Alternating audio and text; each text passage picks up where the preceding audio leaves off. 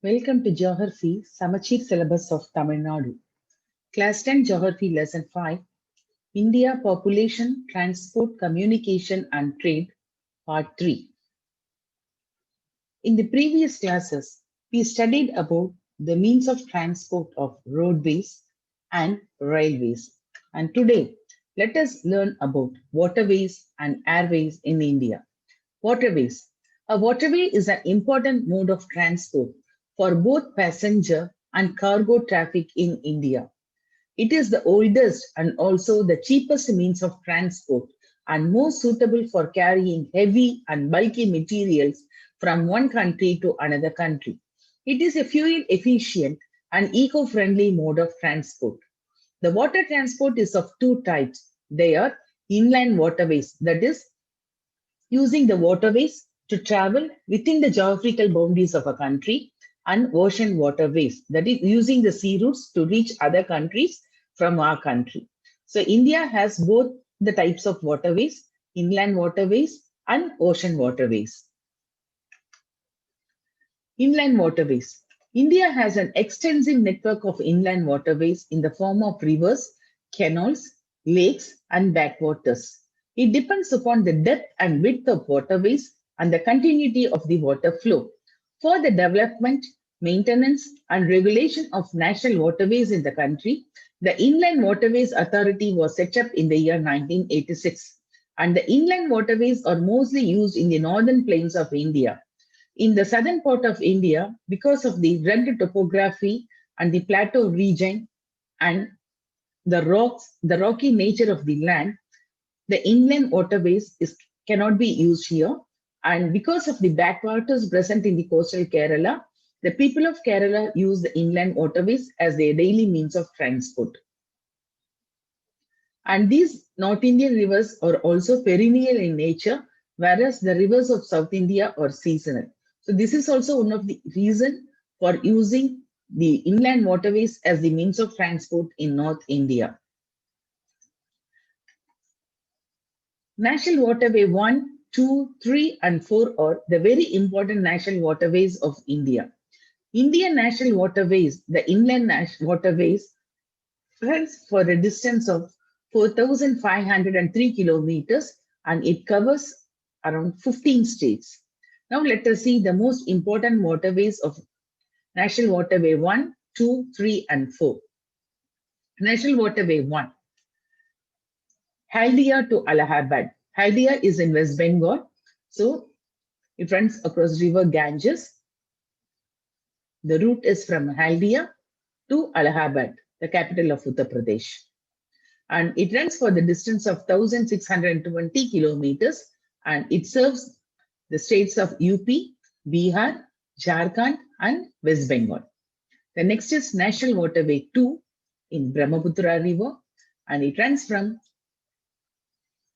Dhubri to Sadia for a distance of 891 kilometers and it covers the states of Assam, West Bengal, Arunachal Pradesh, and Meghalaya. The next is National Waterway 3, West Coast Canal Waterway. It is also called as West Coast Canal Waterway and it runs for a shorter distance of 205 kilometers from Kollam to Kottapuram and it serves the state of Kerala. National Waterway 4 is across the river Godavari, Krishna, and the canals, and it runs from Kakinada in Andhra Pradesh to the Union Territory Puducherry here. And it runs for a distance of 1,078 kilometers. And the states served by this waterway are Andhra Pradesh, Tamil Nadu, and Union Territory of Puducherry or Pondicherry.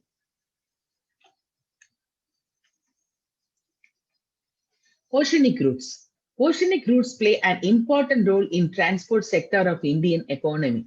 It plays a major role in carrying out our trade.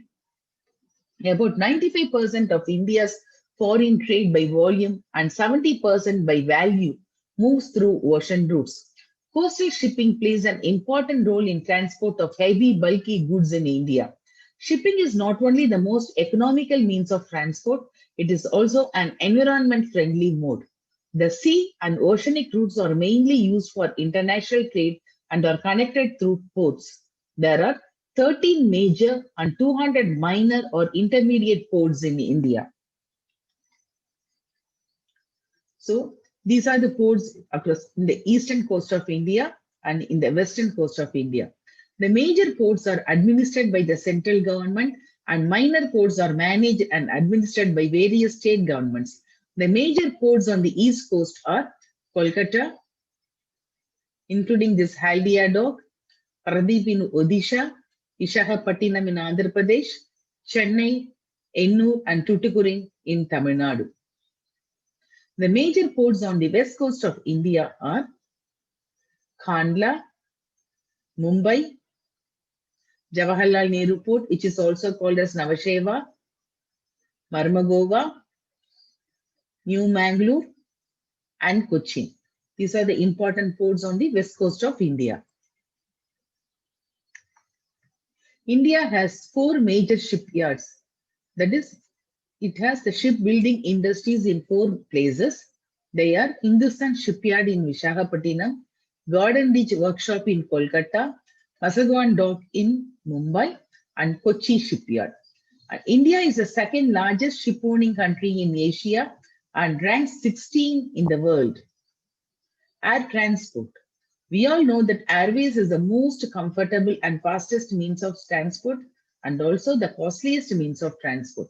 They are the quickest, costliest, and most modern and comfortable means of transport. Air transport facilitates connectivity on a national, regional, and international scale.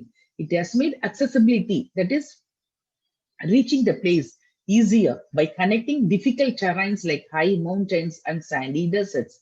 It carries passengers, freight, and mail. Air transport plays a key role in times of emergency like flood, earthquake, volcanic eruption, tsunami, etc., as well as in the event of natural and man-made calamities. The long cherished desire of man to fly came true on 17th December 1903 when 2 brothers, Wilbur and Orville Wright, popularly known as Wright brothers, made 4 brief flights in their flying mission at Kitty Hawk in USA.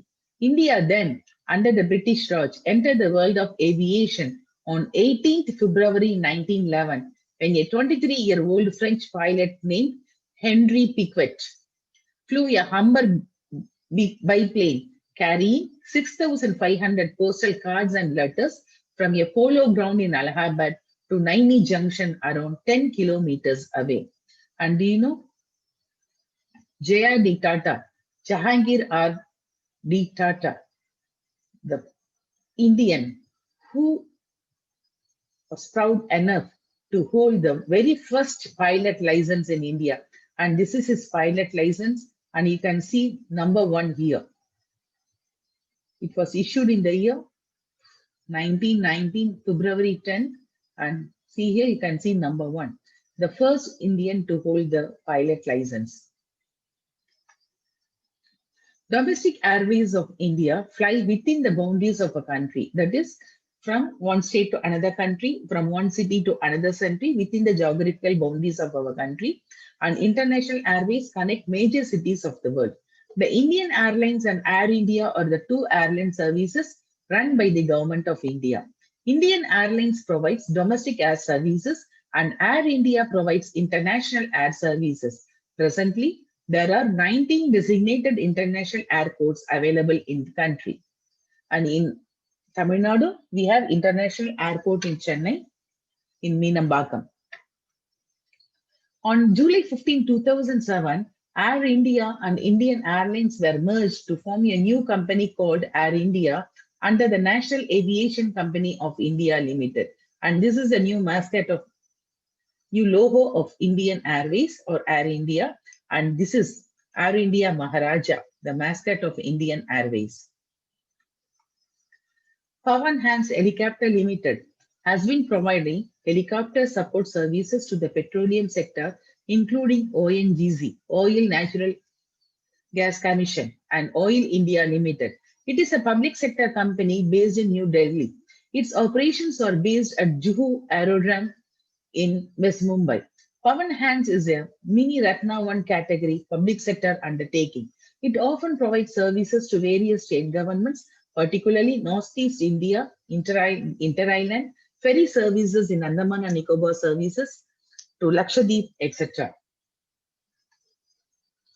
Airport Authorities of India was constituted in the year 1995. It provides security to Indian airports. This Airport Authority of India is under the Ministry of Civil Aviation, is responsible for creating, upgrading, maintaining, and managing civil aviation infrastructure in India. In the next class, let us learn about communication and trade. And don't forget to give your feedback under the comment section, share the video with your friends, and kindly subscribe my channel. Thanks for watching.